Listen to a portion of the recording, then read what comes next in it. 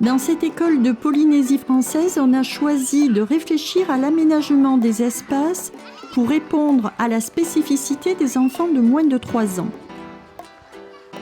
Cette première visite se situe en début d'année scolaire. La salle de classe que nous allons visiter est vaste, l'espace est dégagé, pour autant de nombreux coins spécifiques permettant aux enfants d'entrer dans les différents apprentissages.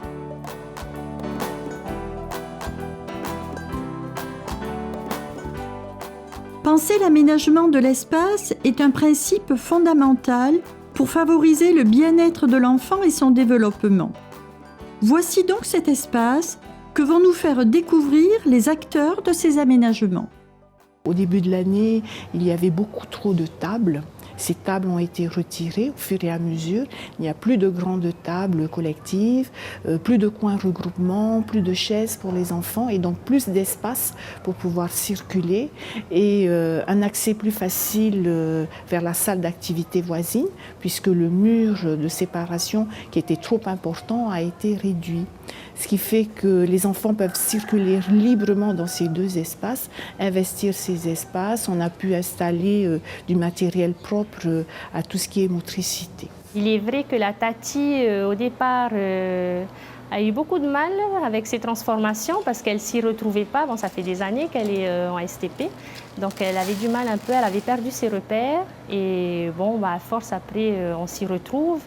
Et c'est vrai que maintenant, on a une toute autre organisation, toutes les deux, et pour l'instant, on fonctionne bien.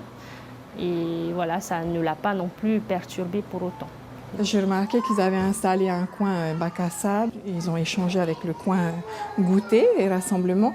Et puis les magnifiques casiers qu'ils ont mis là. Maintenant, ils ont chacun leur petit casier avec leur cahier de vie. Ils peuvent y mettre leur doudou. Et je vois qu'ils viennent souvent dans ce coin parce que c'est un peu le lien entre la maison et ici. Et donc, quand ils ont un petit coup de blues ou quand ils ont envie de parler de quelque chose qui leur tient à cœur, ils viennent chercher ce qu'il y a dans le casier, ils me l'amènent. Donc voilà, c'est la bonne transition entre la maison et ici. Il est 7h30, les parents arrivent. L'enseignante qui a déjà tout préparé est là.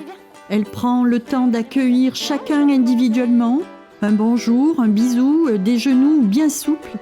Elle se met à leur niveau. Le regard est important pour se sentir en sécurité. Bonjour Tulani. C'est cahier que tu peux poser dans son casier, hein?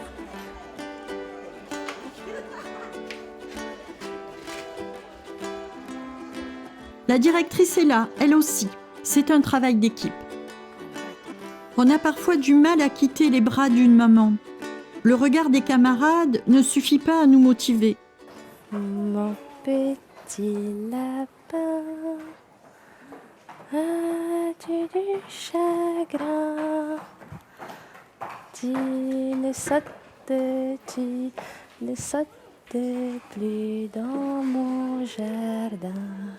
Bonjour Galet. D'autres font le choix de repousser le moment d'entrée en classe, alors que certains discutent au coin parents. Moi, j'ai rien compris. Vous avez fait plein d'activités, hein? Depuis l'ouverture de ce coin, ça permet à certains parents, de s'impliquer un peu plus dans la vie de l'enfant et puis pour moi aussi de voir aussi l'implication des parents parce que c'est vrai qu'à la maison avec le cahier de vie je ne peux pas toujours voir ce qui se passe et donc certains parents sont ravis de voir des photos des activités, d'en parler avec l'enfant et puis d'en parler avec moi. Et ils se sentent rassurés. Je pense qu'un parent, quand il voit son enfant évoluer et quand on lui donne la possibilité de voir ce qui se passe sans qu'il y ait de tabou, ça le rassure.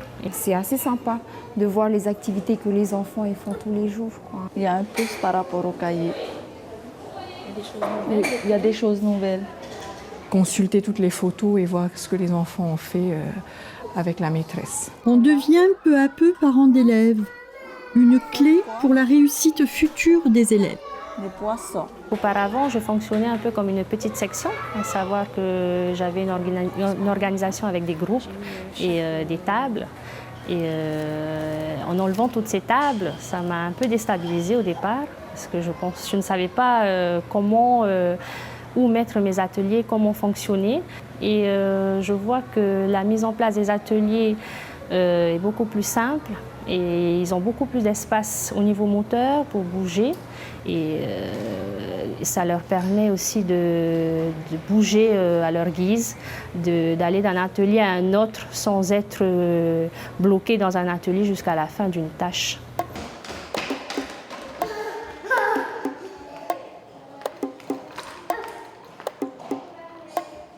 Je vois une amélioration parce que je vois que les enfants ont quand même plus d'espace. Donc ils sont moins confinés, ils sont moins les uns sur les autres.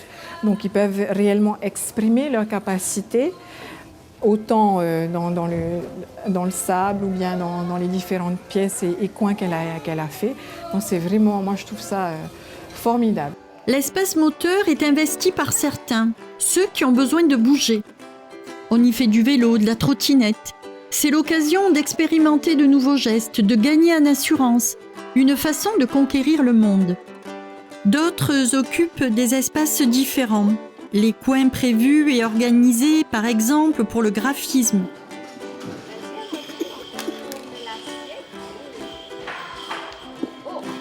Ou un coin pour se reposer à tout moment. Certains bénéficient de moments privilégiés avec l'enseignante, en relation duel pour parler et communiquer. D'autres encore agissent par imitation.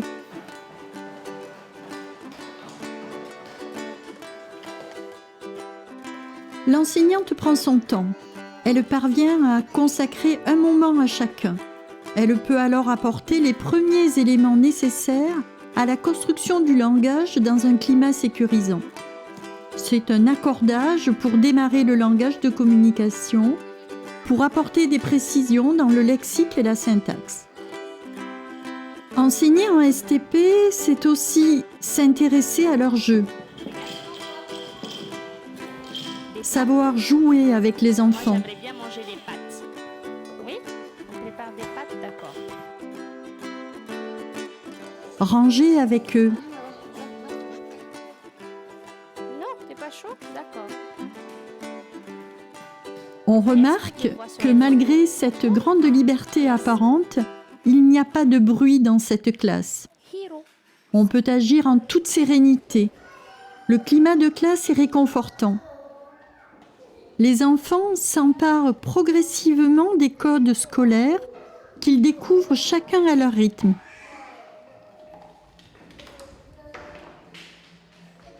On joue tout seul, on joue à côté de ses camarades, on s'observe. Les plus téméraires commencent à jouer avec les camarades.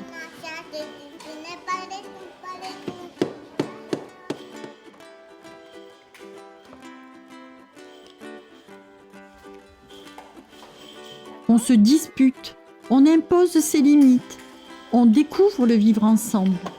Et ce n'est pas toujours facile. C'est la conquête de l'autonomie que l'on apprend aujourd'hui. Le fait que la classe soit moins encombrée, ils se fabriquent en fait eux-mêmes leurs petits coins en duel ou individuellement, où des petits dialogues se créent. Donc, ils n'ont pas en grand groupe comme on avait l'habitude de le faire au départ. Allez, venez les filles, Kailine. Il est 8h15. C'est le moment du regroupement. Ce qui m'a un peu plus perturbée, le fait qu'on enlève au départ le coin de regroupement. Le coin regroupement va intervenir, bien sûr, mais plus tard dans l'année. À la rentrée, par exemple, ne pas avoir déjà ce coin regroupement qui ne correspond pas à leurs besoins du moment. Je ne savais pas trop comment regrouper les enfants et en fait ça s'est fait petit à petit. Le fait que je lise un livre, tout le monde se met autour de moi. Le fait qu'on découvre quelque chose avec un enfant, un attroupement se fait naturellement. Et donc après, on a créé un peu ce besoin d'avoir un coin de regroupement. Donc on a installé un tapis, ensuite on a rajouté un banc. Et donc en fait, ce coin se construit petit à petit. On va commencer à apprendre ensemble, vivre des émotions communes, le plaisir de faire comme ses camarades. Pour certains, c'est pas encore, ils n'ont pas encore ce besoin de venir dans ce coin, de se regrouper. Ils ont toujours besoin de rester un peu seuls dans un coin. Mais bon, on va tendre vers ça. La réflexion sur l'aménagement de cette section des tout-petits a permis de recadrer notre vision sur cette classe, sur cette section des tout-petits, qui est une classe complètement à part entière, complètement différente de la section des petits, avec des besoins spécifiques propres aux enfants de cet âge-là. C'est sûr que tous les aménagements qui ont été faits nous ont permis de nous repositionner, de changer notre vision par rapport à ces enfants. L'espace extérieur est investi. Les ateliers sont prêts. Tachi est passé par là. On découvre la matière. Quel bonheur, une séance sur l'eau. Ferait-on déjà des sciences ? En tout cas, ça y ressemble. Découverte du changement d'état, la glace fond. L'eau peut être déplacée. Jouer avec les éponges. L'eau disparaît. Mais quand je presse, elle est à nouveau là.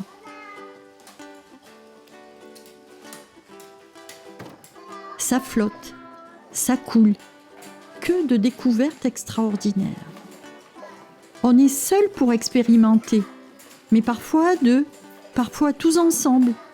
Chacun choisit son atelier, rien n'est imposé, on est juste sollicité. La maîtresse a investi un atelier particulier, étaler une pâte. Les filles sont là. Le rendez-vous est celui du langage. On précise les objets, le rouleau, la pâte. On précise les gestes avec les verbes d'action, étaler la pâte. Les échanges verbaux se font en situation. L'enseignante formule, reformule tous les essais lexicaux. Une bien belle aventure que celle du langage. Mo-o, ere, ere. Mo-o, ura, ura. Ho et ave.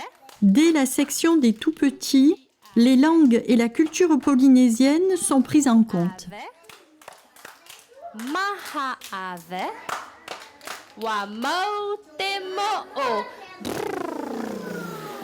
Des points peut-être à améliorer, à savoir poursuivre cette réflexion en faveur des familles, améliorer le partenariat avec les familles pour mieux réussir la première scolarisation de l'année prochaine, pour les enfants de l'année prochaine, c'est-à-dire voir comment on peut intégrer les parents dans le cadre d'un projet spécifique de l'accueil à la rentrée d'août. Ça, c'est peut-être la première réflexion immédiate à mettre en place.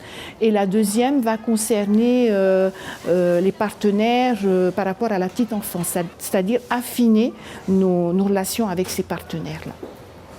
J'apprécie beaucoup le dialogue entre les professeurs et les parents d'élèves.